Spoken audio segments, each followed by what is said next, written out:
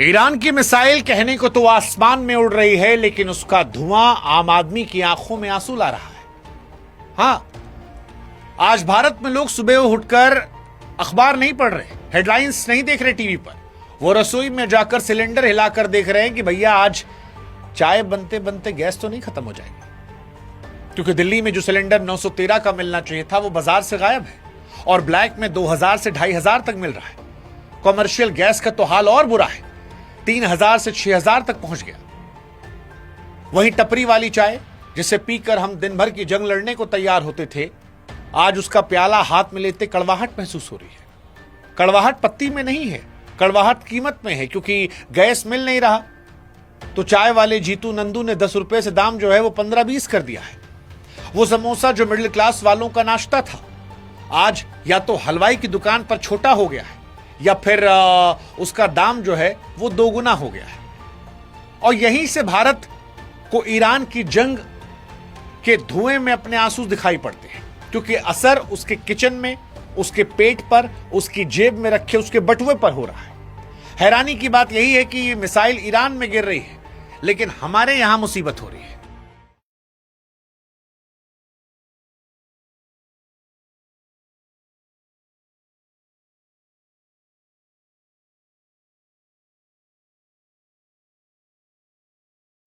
ये सारा खेल उसी समुद्री रास्ते स्ट्रेट ऑफ हॉर्मुज का है, जहां ईरान बैठा है और वहां से वो हमारी आंखों में भी आंसू ला रहा है। लेकिन सवाल यह है कि जब राहत के जहाज चल पड़े तो हमारी गली में लूट क्यों मची है।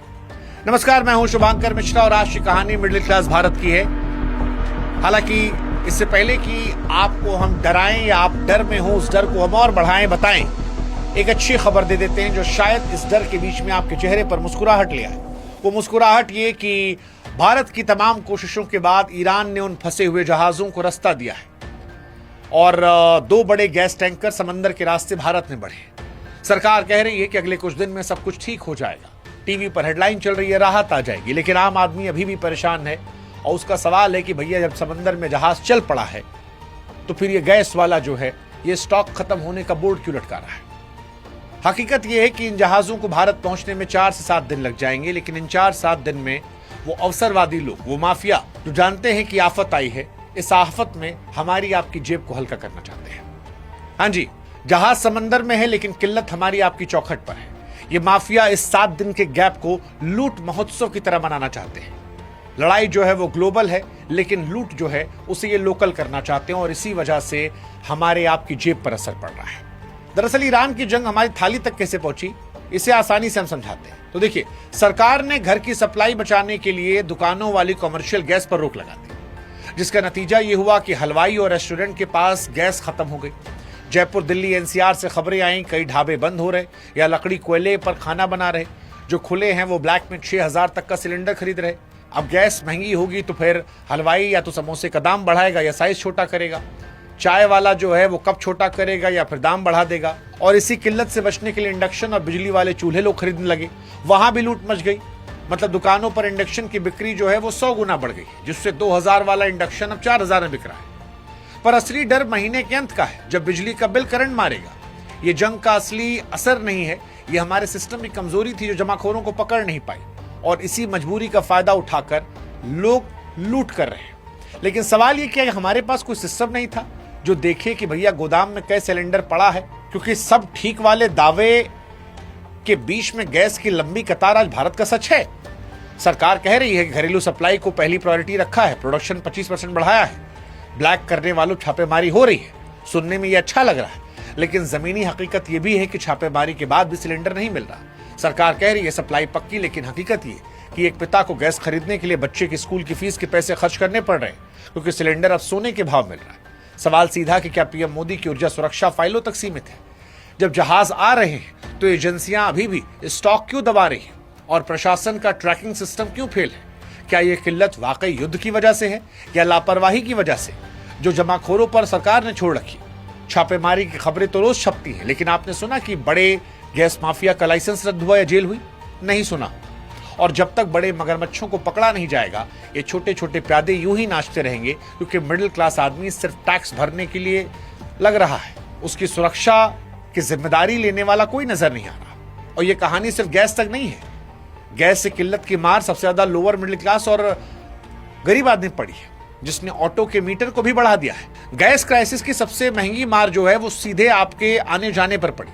जैसे ही गैस कमी हुई, शहर के ऑटो वालों ने मीटर को म्यूजियम की चीज बना दिया। ऑटो वाला सीधा कहता है कि भैया 400 रुपया किलो की गैस भरवा रहे हैं तो किराया तो डबल लेंगे आपसे।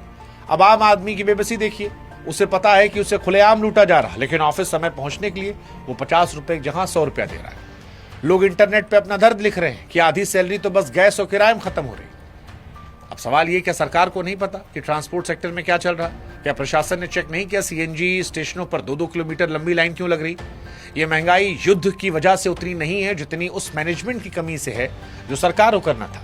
सवाल ये कि छापेमारी की फोटो तो रोज खिंचती है, लेकिन क्या अभी तक एक भी बड़ा गैस माफिया को जेल हुआ?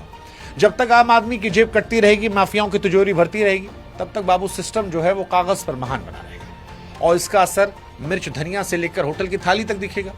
हाँ, महंगाई की बात जो है वो सिर्फ गाड़ी चलने में नहीं है, हमारे आपके स्वाद तक भी है। क्योंकि पहले सब्जी वाला 50 रुपए की सब्जी के साथ धनिया और मिर्चा फ्री देता था, पर आज कह रहा है भैया 10 रुपया और दोगे तब देंगे, क्योंकि इसको लाने के लिए जो उसे टेम्पो करना पड़ रहा है, कह रहा है कि उसका किराया ज्यादा हो गया है।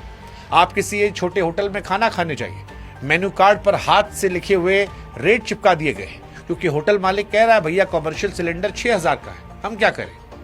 जब सब महंगा हुआ तो हम भी महंगा करेंगे, पुराना वाला रेट कार्ड नहीं चलेगा। मिडिल क्लास आदमी जिसने अपनी इज्जत बचाने के लिए खुद को घर में कैद कर लिया है, वो सस्ते और घटिया सामान की तरफ भाग रहा। कई आदमी तो लौंडे मैगी खा के सो रहे हैं। लाइफस्टाइल का ये गिरना कोई छोटी बात नहीं है, ये उस भरोसे की टूटने की बात है जो एक नागरिक को अपनी इकॉनमी पर होता है। और इसीलिए बड़ा सवाल उस तैयारी का है जिसके दावे सालों से किए जा रहे थे। हमें बताया गया था कि हमारे पास ऐसे भंडार हैं जो हफ्तों तक देश चला सकते हैं। फिर हफ्ते 10 दिन की जंग में हाहाकार क्यों? ईरान की मिसाइल ने वहां की इमारतें गिराई होंगी, लेकिन भारत में उन्होंने हमारे भरोसे को तोड़ा है कि हमारा सिस्टम किसी भी इमरजेंसी के लिए तैयार है। प्रशासन से सीधा सवाल यही है कि क्या एक भी बड़े कालाबाजारी करने वाले को सख्त सजा हुई, या फिर हर बार की तरह छोटे दुकानदारों को डराया जा रहा? और अगर बड़े मगरमच्छ आजाद हैं तो हम कैसे भरोसा करें कि जो कार्रवाई हुई वो ईमानदारी की है? ये ठीक है कि जहाज आ रहे हैं, हफ्ते 10 दिन 15 दिन में चीजें नॉर्मल होंगी, लेकिन इस हफ्ते 10 दिन 15 दिन में जो होगा उसका जिम्मेदार कौन? क्या ये हमारी तैयारियों की पोल नहीं खोलता? आज सवाल ये नहीं कौन सा देश युद्ध जीतेगा, सवाल ये कि क्या हमारा प्रशासन अपने नागरिकों को इन 10 दिनों में लुटेरों से बचा पाएगा, या फिर अमृतकाल में आम आदमी का हक ये गैस माफिया ऐसे डकारते रहेंगे? देखिए, राहत वाली बात फिर मैं कह दे रहा हूं, जहाज जो है भारत के तट की ओर बढ़ रहे हैं, लेकिन सवाल यह है कि जब तक वो पहुंचेंगे, जब तक वो रिफाइन होंगे, तब तक क्या इन जमाखोरों की नीयत को सरकार बदल पाएगी? क्या सरकार सुनिश्चित करेगी कि वो राहत आपकी रसोई तक उसी दाम तक पहुंचे जो तय है? हमें कमेंट सेक्शन में आपकी मदद चाहिए।